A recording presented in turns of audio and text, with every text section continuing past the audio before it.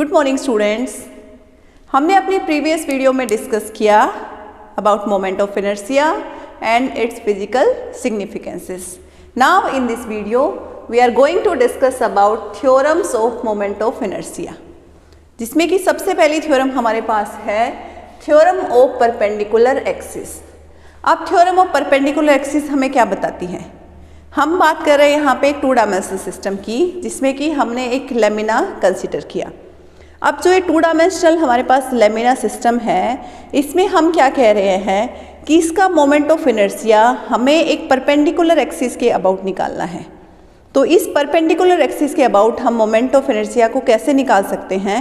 उसके लिए हमें क्या करना पड़ेगा, इस लेमिना के प्लेन में हमें 2 एक्सिस एक दूसरे के परपेंडिकुलर लेनी पड़ेंगी, जिसको कि हम कह देते हैं, क्योंकि ये हमारी एक्स एक्सिस है और ये हमारी वाई एक्सिस है। तो इस टाइप की हमारी 2 एक्सिस जो कि इस लेमिना के प्लेन में लाई करेंगी, वो दोनों एक दूसरे के परपेंडिकुलर होनी चाहिए। तो हमने जैसे कि डायग्राम में हम देख सकते हैं कि ये हमारे पास एक लेमिना था, 2 डायमेंशनल सिस्टम था, जिसमें कि हमारी 2 एक्सिस एक्स एंड वाई दोनों इस लेमिना के प्लेन में लाई कर रही हैं, बट एक दूसरे के परपेंडिकुलर हैं। अब X and Y axis intersect करेंगे किसी एक पर्टिकुलर पॉइंट पे। उस इंटरसेक्टिंग पॉइंट से अगर आपकी 3rd एक्सिस पास हो रही है और इस लेमिना के परपेंडिकुलर है, then we can write moment of inertia about this perpendicular axis is equals to moment of inertia about axis X plus moment of inertia about axis Y.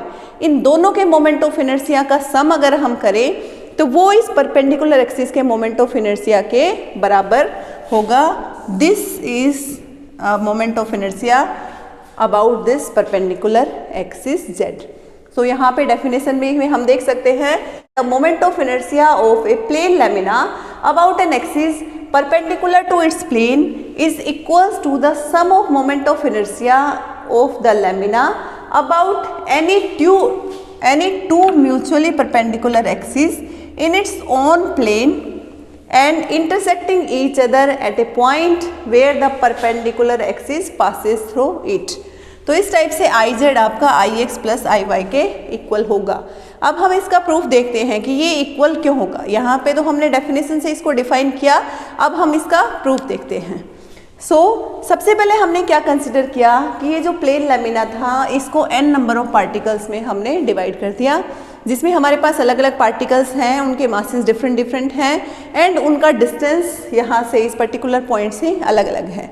तो masses हमने मान लिए m1 m2 m3 and so on, और कोई भी एक particular particle हमने मान लिया इस p लोकेशन पे है, जिसका मास है m, और इस p लोकेशन पे पार्टिकल है, तो उसकी पोजीशन को हम रिप्रेजेंट कर रहे हैं x1 एंड y1 की टर्म में। ये हमारा यहाँ पे इंटरसेक्टिंग पॉइंट है, ये x1 के इक्वल है,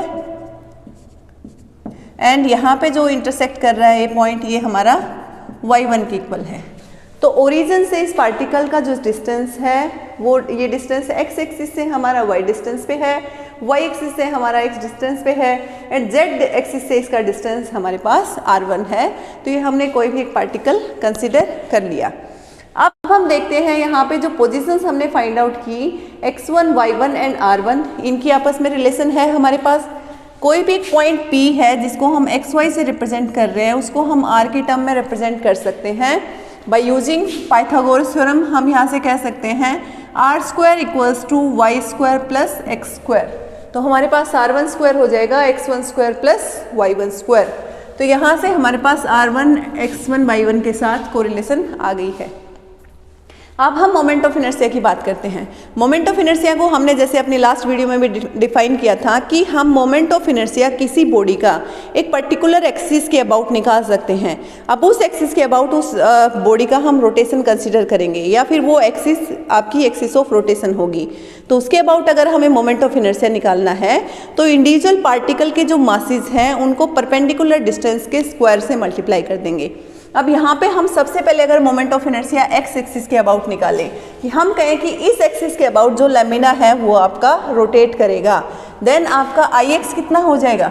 आई एक्स के लिए हम क्या करेंगे, मास का डिस्टेंस इस एक्सिस से, और जो डिस्टेंस है वो हम लेके चल रहे हैं परपेंडिकुलर डिस्टेंस।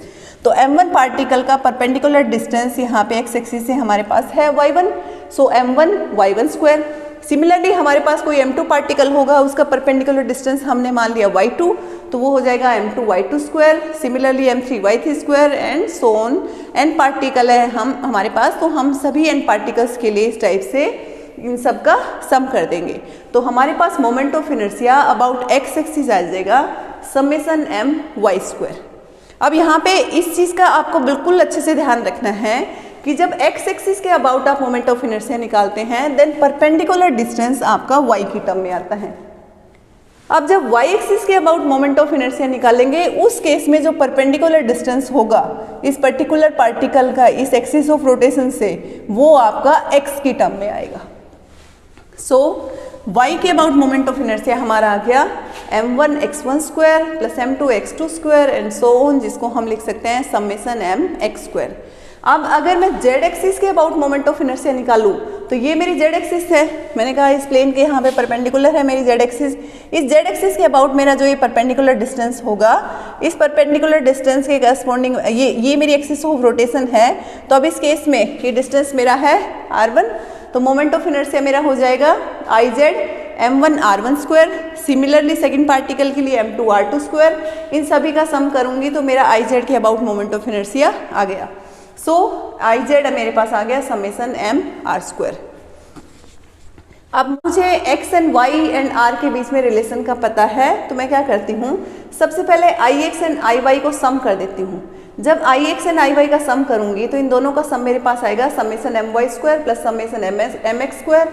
यहाँ से हो जाएगा summation my square plus x square, जिसको कि मैं कह सकती हूँ r square, and summation mr square मेरा आ गया ix प्लस iy।